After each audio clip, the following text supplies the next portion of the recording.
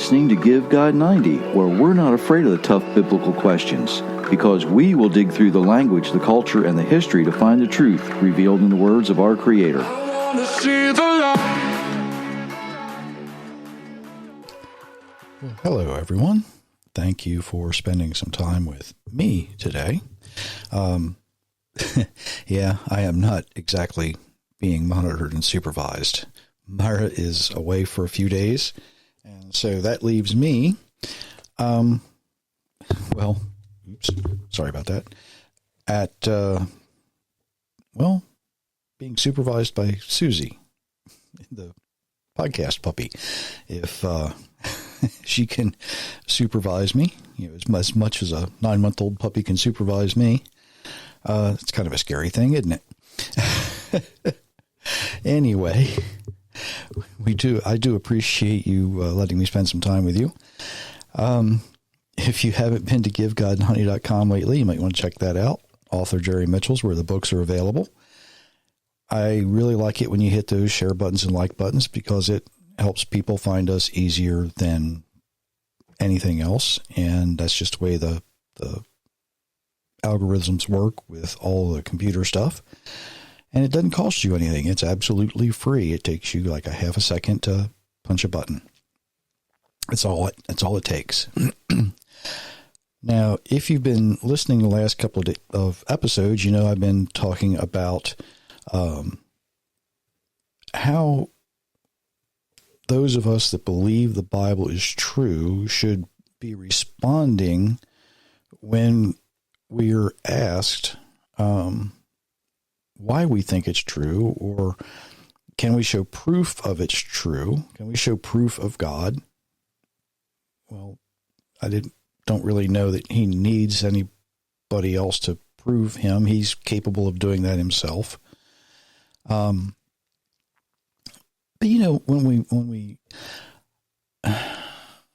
when we're asked by someone, especially someone in the secular world,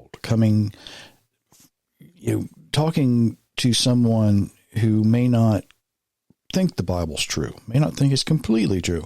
Oh, it's just a book of good ideas. Maybe you're talking to somebody who's an atheist, right? And they try to use science. Maybe they are a scientist. It can be kind of intimidating, kind of scary when we're faced with that. And something we need to realize, right? Christians and even Jewish folks alike, if you're not terribly familiar with the way, when someone else is talking scientifically, if you're not familiar with that, or if they're kind of leaning towards something else and you're not really familiar with it, you can feel under-equipped, right? Because you're expected to be able to have a reasonable conversation.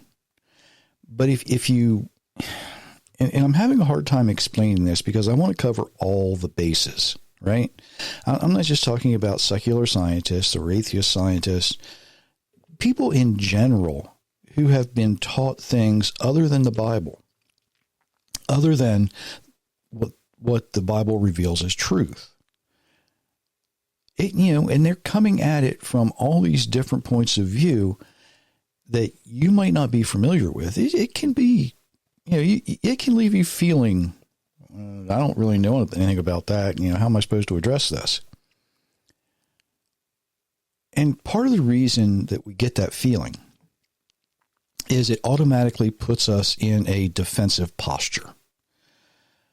And the best way to overcome that is to be familiar enough with the Bible.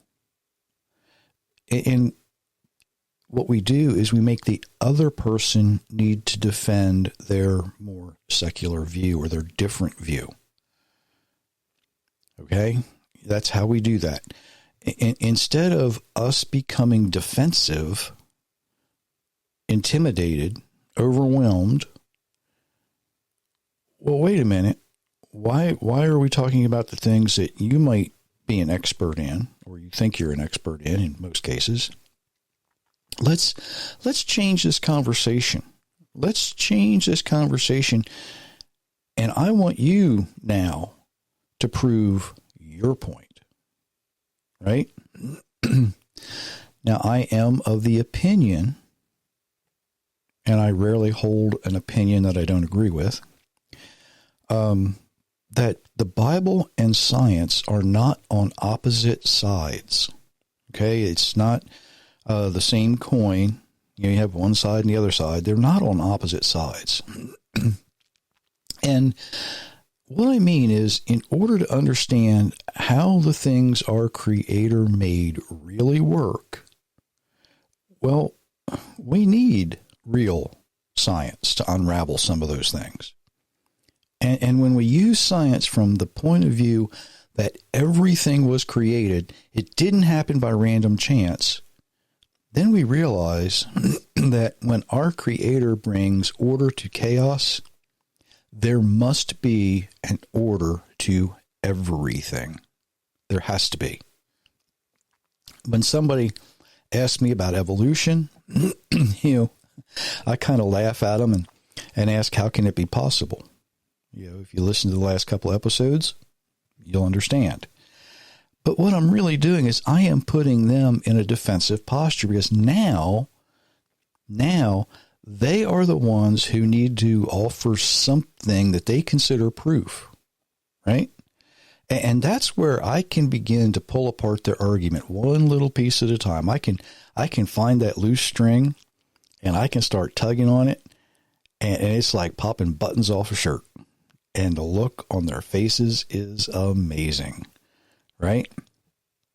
If someone asks why I believe the earth was created only 6,000 years ago, I'm going to start by saying, well, why do you think it's older than that? Typically their defense is always going to have, well, it has to be. It has to be, right? Well, that's a feeling. That's not proof. Now, they might turn into some, well, this scientific dating method proves. Well, no, it doesn't, because in the last episode, I showed how it was flawed, right? And if you start from a flawed perspective, you're going to get a wrong answer.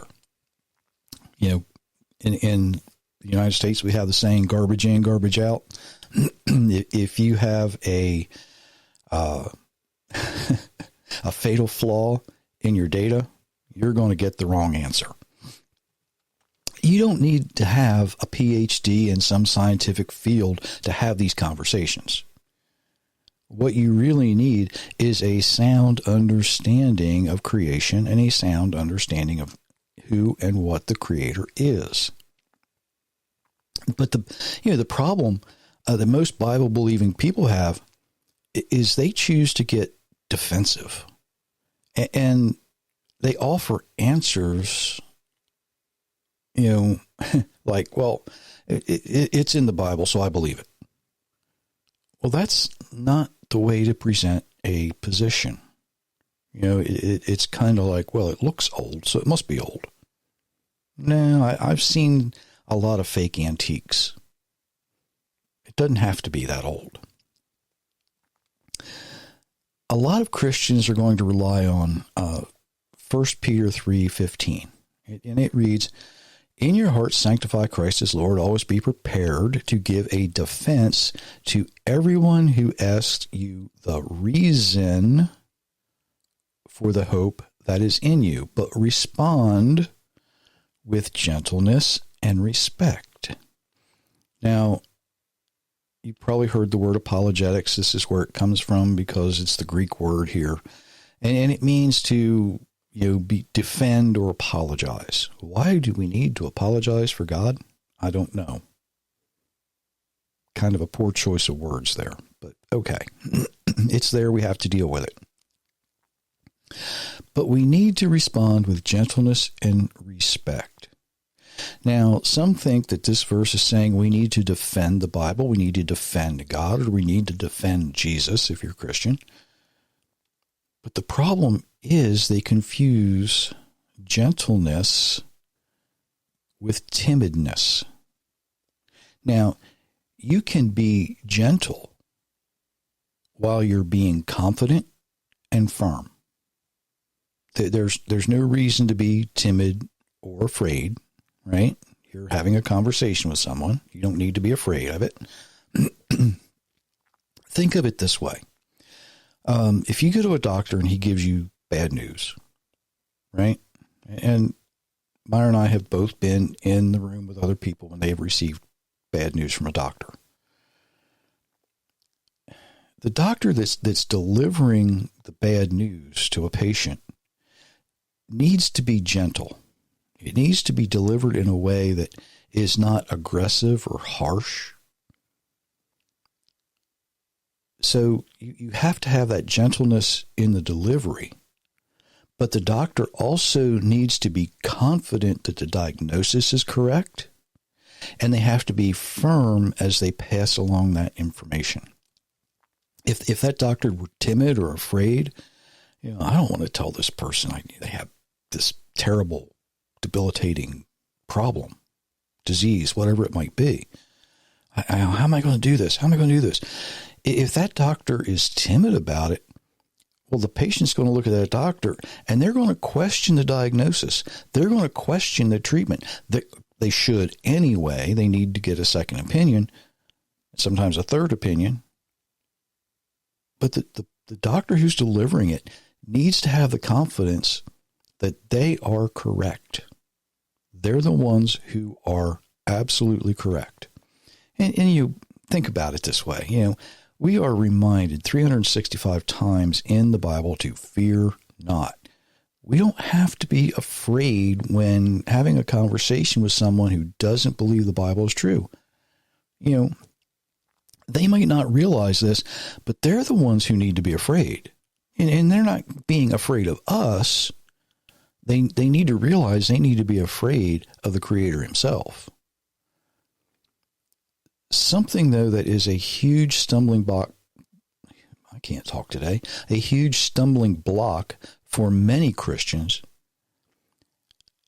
and they don't often realize this. They don't realize what they're doing. They're not representing the Bible. Instead, they're trying to defend their traditions. They're trying to defend their denominational doctrine, right? In Amos chapter 3, the Almighty is laying out a foundation, and he is calling on everyone who rejects him, right? So all the non-believers, they become a witness against the people who claim to accept the Creator, but they fail to follow his way. Think about that.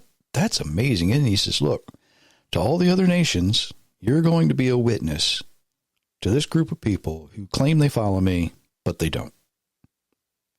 Think about that. And he says, look, you claim to walk with me, but you don't agree with me, right? That's what verse 3 is all about. You say you want to walk along with me, but you're not being agreeable with me. And in verse 5, does a bird land in a snare where there's no bait? Right? Does a trap spring from the ground when there's nothing to catch? When we're trying to defend our traditions and our doctrines, we are seeing a trap with no bait because our traditions are not defendable. Our traditions are not defendable. I almost didn't go here, but I'm going here. Like I said, I have no supervision. I can go wherever I want to today. Right? Christians are fond of saying, well, Jesus is the reason for the season. You're talking about Christmas, right? Jesus is the reason for the season. It's not a defendable statement.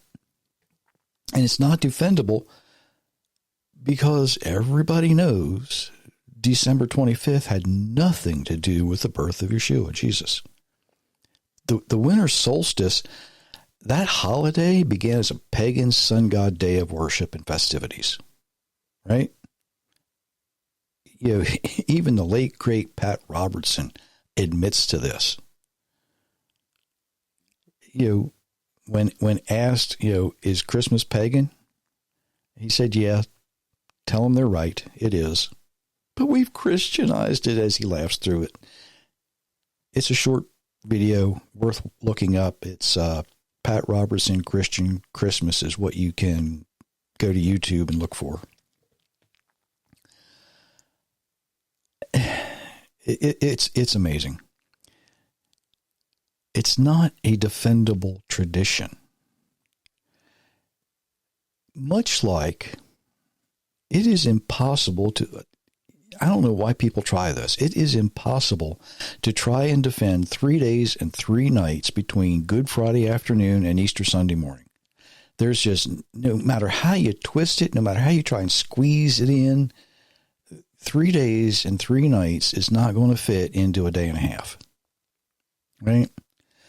I've spoken to people who try to promote their doctrine as scripture. That position is simply not defendable. Even though it might be based on the Bible, unless you're actually using the Bible as your doctrine, like I try to do, it doesn't always work for me sometimes either, because there's just some things I keep getting wrong. Right? It happens, even to me. But I've talked to people, and they try to promote their doctrine as scripture, and it just doesn't work. Myra's mother, the good Baptist lady she was, she tried to use Leviticus 10:9 when she was talking about, people shouldn't drink alcohol, need to abstain from alcohol. That may be Baptist doctrine. But King James, the Bible that she used, reads, "Do not drink wine nor strong drink thou, nor thy sons with thee, when you go into the tabernacle of the congregation, lest ye die. It shall be a statute forever throughout your generations." Like I said, it might be sound Baptist doctrine against alcohol, but this is not what it's referring to, unless you're a Levitical priest actually going into the tabernacle and later the temple, there was no prohibition against drinking alcohol in the Bible. Can't find it. It's not there. The doctrine that most churches use for divorce isn't defendable either. Matthew 5:32, I tell you that anyone who divorces his wife except for sexual immorality brings adultery upon her, and anyone who marries a divorced woman commits adultery. There is no way, and this is a very bold statement that I'm about to make, there is no way that Yeshua Jesus could have spoken those words, because the punishment for sexual immorality was death. The punishment for adultery was death. The reason he could not have spoken those words is that he taught the law of Moses. Right? Think about this. Everything he was teaching, he refers back to, it is written. He's teaching the law of Moses. There are instructions for divorce in the Torah, the law of Moses. There are instructions about how it is to be applied, when it is to be applicable. There's no way he could have made that statement. He may have been talking about divorce, and it got changed over the years. There's a lot of things that have been added to and taken out of the Bible that have been changed over the years, especially the New Testament, folks. Okay? But if you attempt to convince someone that something in the Bible is correct and it doesn't say so, it's an indefendable position. You can't do it. You can't defend it. You can't reason it out. But what is defendable is when we stand on the sacred word of the Creator, not our own traditions, not our own doctrines, on the sacred word of the Creator. When we believe that the Bible's true and that in the beginning God created, if you believe in the beginning God created, then everything that you can see, feel, smell, or hear has something very important in common. It was all created. I listened to someone some time ago. I don't remember exactly when. They claim to believe creation, but this person then tries to convince everybody, well, it happened some 13 billion years ago. And he's like, I got it down to 5 decimal points. We know exactly. Then he made a really weird statement. You can't argue with science. Yeah, I can argue with that science because he's starting from garbage in, garbage out. He's starting from a bad data point.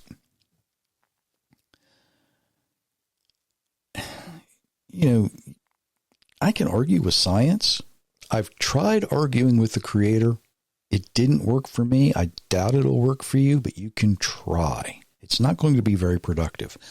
Isaiah 46:10 says, I declare the end from the beginning, and from the ancient times what is still to come. I say my purpose will stand, and all my good pleasure I will accomplish. You see, God's going to do what God's going to do. He's going to do it, no matter what. You just can't stop it. You're not going to stop him. The fellow who was attempting to convince us that the earth is 13 billion years old, his house is divided. If he says, oh, I believe in creation, it was only 13 billion years ago, his house is divided and it will crumble. When we're familiar enough with the Bible to be able to tell the difference between it, our traditions, and our doctrines, and we speak using the Word of God and relying on the Word of God, we can speak confidently, we can speak firmly, without fear. We will be able to offer reason and order in the face of ignorance and chaos. I had to go back and do some reading because I had sort of forgotten some of the things that were associated with it. But in 1925, a man named John T. Scopes was accused of violating Tennessee's Butler Act. Now, that act made it illegal to teach human evolution in any state-funded school. Right? You probably heard of the Scopes monkey trial. What a lot of people don't know is it was all staged. It was all a performance. It was designed to bring evolution to the forefront of the public eye. Now, William Jennings Bryan, in that trial, you may have heard of him. He was supposed to be a prosecutor, and he wound up being a witness. But more importantly, he wound up being being responsible, really, for losing that particular battle. Even though he never said he was an expert on the Bible, the defense called him that, right?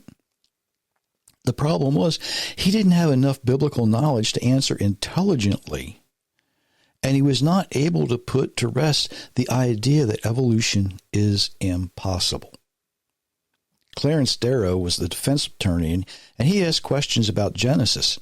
Bryan was not able to answer adequately.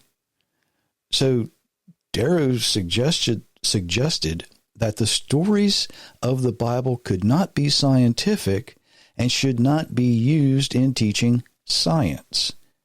That is the statement that created the division between the Bible and science as we know it today. That's what came out of that trial. Now, I have said often, Job's the most scientific book in the Bible. And when Job was beginning to question what was going on, the Almighty steps in and he says, Job, sit down, shut up, and listen. In Job 38, beginning in verse 4, where were you? This is the Almighty speaking. Where were you when I laid the foundations of the earth? Tell me if you have understanding. Who fixed its measurements? Surely you know. Who stretched a measuring line across it? On what were its foundations set? Or who set the core in its place? Now, I'm not going to bore you with the whole thing. You can read it for yourself. But later, down in verse 31, and he finishes speaking about the earth. Now he's going to look up. And he asked Job, can you bind the chains of Pleiades or loosen the belt of Orion? Can you bring forth the constellations in their seasons or lead out the great bear and her cubs? Do you know the laws of the heavens? Can you set dominion over the earth? Can you command the clouds so that the flood of water covers you? Can you send lightning bolts on their way? Do they report back to you? Here we are. You see, each of these questions are scientific when we ask them from the viewpoint of the Bible, and each one has an answer. Now, Job didn't know how big the earth was. He didn't realize that convection currents move the clouds around. He didn't know as much about lightning as we do today, and he didn't need to. It wasn't his purpose. Job's purpose was to trust the Creator and be trusted by his Creator. The Almighty trusted Job enough. He says, you know what, I can take Job and I can defeat Satan at his own game. And he did. It worked. Now, your purpose, if you're listening to this today, your purpose may not be to convince an atheist to believe in God or in the truth of the Bible. See, your purpose may only be to cause them to question why they reject the truth for a lie. But I do know that your purpose is not to be scared, not to be timid. Your purpose is to be, like I say, I can't talk. Your purpose is to be bold and confident when you are conveying the truth to others. Now, if you're willing to learn the difference between your traditions and what the Bible really teaches, my books are available. AuthorJerryMitchell.com is where you can get them. And that's what they are primarily about. What we accept as our traditions, what we try to promote that really has no foundation in the truth that we find in the Bible. When we are defending a position that is not defendable, you're starting from, you might as well, if you're playing football, you may as well start behind your own goal, right? Because you've lost already. You can just forfeit the game.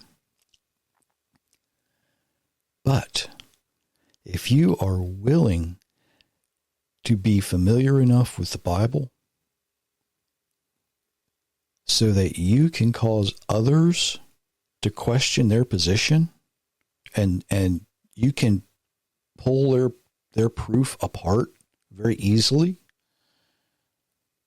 that's defending the word of the Almighty. And you can do it with gentleness, with confidence, and with firmness. Now, you might not be able to actually convince somebody to believe, but you can certainly cause them to question what they believe, right? And that is the beginning of understanding. When we question what we think we know, it makes us think, it makes us process, it makes us wonder. Did I really think that? There's things, that I thought I knew. I sometimes go back to some other wording that I use. and it doesn't always make sense to everyone. So I kind of got to rethink it just a little bit. But there were things that I thought I knew, and I had to look at it and say, I can't believe I thought that way. I can't believe I thought that way. But when we can put the question in the secular world, where's your proof? Don't tell me bad data. I want to see facts. I want to see figures. I don't want to see guesses. Because my data comes from the one who created it, not from man who thought, well, the earth looks old, so it must be old. What's your definition of old? 6,000 years? 13,000 years?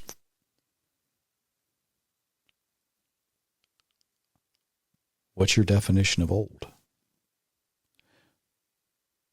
What's your definition of God? Is he creator or just someone with a good idea? It's all in how we choose what we're trying to defend. You can't defend the undefendable. You will lose every time. You know, I've watched some of these debates between creationists and secular scientists, and quite often, in my opinion, they both lose because neither one brought real, accurate data. They want to, the creationists, they want to bring, maybe a timeline. Well, the generations in the Bible, the this, the that, the this, the that. Then the secular folks, they want to bring their flawed data of radioisotope dating. When all we have to do is look at the Bible and the answers are there. We just have to understand how to read it. And I'm not saying twist it. Go back to the original language and the original definitions and read it. That's all we have to do because it's there and it's true. We can depend on it. We can defend it. We can reason it out. There's, some application things that we might have to look at and go back and say, well, are we doing this right? Are we doing that right? But the truth is there. And we can be confident. We don't have to be afraid. And we can still be gentle while having these conversations. We can do that. I'm not saying we're going to convince everybody. But we should be confident enough and capable enough to make them question their proof. Because two things that are so far apart can't be true. But I'll place my faith in the Bible. I'm not placing any faith in evolution. I'm not placing very much confidence in what most secular science shows us today. Because I can look at the Bible and I can say, nope, we can check this one off as false because, that's not the way our Creator designed it to work. But there are certain truths that will always be true. And you can find them in the Bible every time. So until next time, I do wish you many, many blessings, everyone.